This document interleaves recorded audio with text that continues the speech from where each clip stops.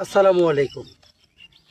উন্মুক্ত প্রকৃতির কোলে আমার এলাকার পুকুর পাড়ে বসে একটি কবিতা আবৃত্তির চেষ্টা করছি। কবিতার শিরোনাম যাযাবর সুখ। লিখেছেন ফাতেমা খান, আমার ফেসবুক বন্ধু। আমি ফেসবুক থেকেই কবিতাটা সংগ্রহ করেছি।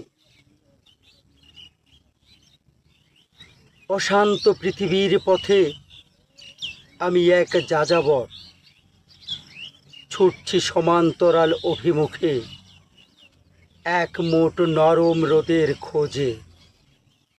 এখানে নেই আলোক ছটা, আশার বাণী শূন্য ফাঁকা, তারা করে সর্বত্র অশুভ ছায়া।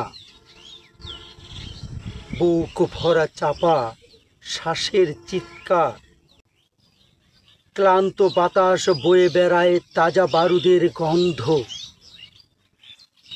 আকাশ লাল বর্ণ, উড়ছে ধোঁয়া, অগ্নি স্ফুলিঙ্গ, ভাসছে লাশ রক্ত স্রোতে। আমি এক পরিব্রাজক যাযাবর, পথ হাঁটছি অমানবিক মানুষের পৃথিবীতে। মানবতা আর একটুখানি মানসিক শান্তির আশে।